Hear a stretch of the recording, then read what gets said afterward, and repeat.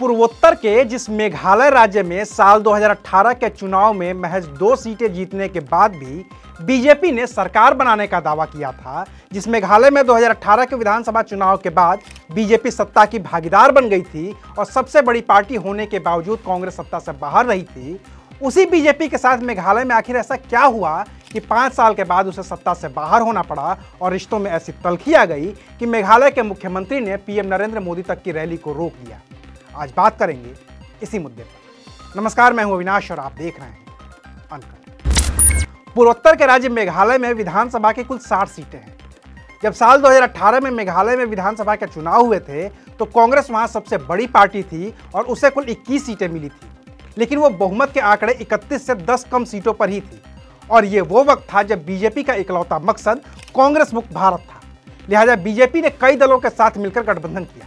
इस गठबंधन में नेशनल पीपल्स पार्टी यानी कि एनपीपी के 19 विधायक, यूनाइटेड डेमोक्रेटिक पार्टी यूडीपी के 6 विधायक, बीजेपी के 2 विधायक, हिल स्टेट पीपल्स डेमोक्रेटिक पार्टी एचएसपीडीपी के 2 विधायक, पीपल्स डेमोक्रेटिक पार्टी पीडीएफ के 4 विधायक और एक निर्दलीय विधायक शामिल थे। इस गठबंधन को नाम दिया गया मेघालय डेमोक्रेटिक अलायंस। कुल मिलाकर इस गठबंधन में 34 विधायक हो गए और फिर नेशनल पीपल्स पार्टी के नेता कॉनराड संगमा को मेघालय का मुख्यमंत्री बना दिया गया। बीजेपी के 2 विधायकों में से एक इस गठबंधन सरकार में मंत्री भी बन गए। 5 साल का वक्त बीता, साल आया 2023 और तब मेघालय के मुख्यमंत्री और एनपीपी चीफ कॉनराड संगमा को लगा कि वो अकेले ही चुनाव लड़कर जीत सकते हैं और अब उन्हें बीजेपी की कोई जरूरत नहीं है। इसकी वजह यह भी थी कि 2018 के विधानसभा चुनाव में एनपीपी को करीब 21% वोट मिले थे और कांग्रेस के बाद वो सबसे बड़ी पार्टी। तो 2023 के विधानसभा चुनाव की घोषणा होने के साथ ही सीएम कॉनराड संगमा ने ऐलान कर दिया कि 2023 का विधानसभा चुनाव अब वो अकेले लड़ेंगे। वहीं बीजेपी को भी लगा कि अब वो इतनी मजबूत है कि प्रदेश की सभी सीटों पर अपने उम्मीदवार उतार सकती है, तो बीजेपी ने गठबंधन तोड़ने का ऐलान कर दिया।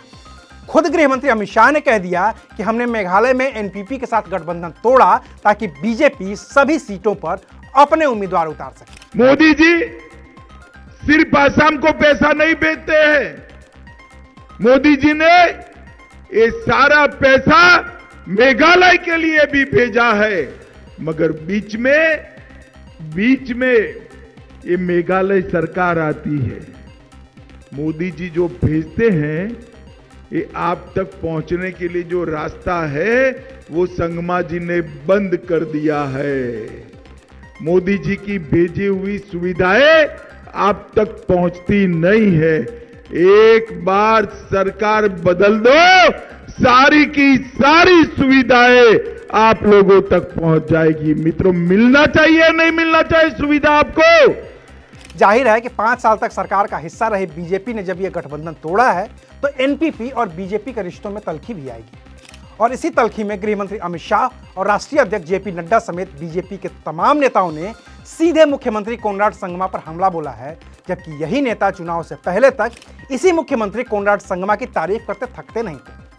लेकिन अब जब रिश्ते टूट गए हैं तो फिर प्रधानमंत्री मोदी तक की रैली को मेघालय में रोक दिया गया है। पीएम मोदी की यह रैली 24 फरवरी को वेस्ट गारो हिल्स जिले के तुरा में बने पीएस संगमा स्टेडियम में होनी थी, लेकिन अब कॉनराड संगमा सरकार की ओर से यह कह दिया गया है कि स्टेडियम में काम चल रहा है, लिहाजा वहां पर प्रधानमंत्री मोदी की रैली नहीं हो सकती है। सरकार का दावा है कि स्टेडियम अभी बनकर तैयार भी नहीं हुआ है।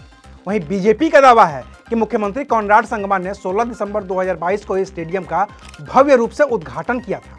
अगर स्टेडियम तैयार ही नहीं था तो इसका उद्घाटन क्यों और कैसे किया गया? बीजेपी ने कहा है कि गृह मंत्री अमित शाह की रैली में आई भीड़ देखकर कॉनराड संगमा डर गए हैं और इसकी वजह से वो पीएम मोदी को मेघालय आने से रोक रहे हैं।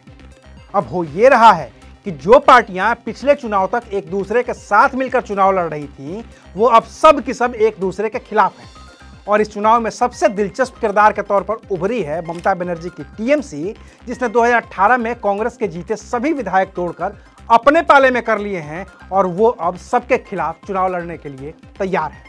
तो अब 2 मार्च 2023 को आने वाले नतीजे ही तय करेंगे कि क्या पूर्वोत्तर के राज्य मेघालय में बीजेपी खुद की बदौलत या फिर गठबंधन में भी सरकार में रह पाएगी या फिर ये राज्य भी बीजेपी के हाथ से फिसल जाएगा। शुक्रिया, आप देख रहे थे अनकट।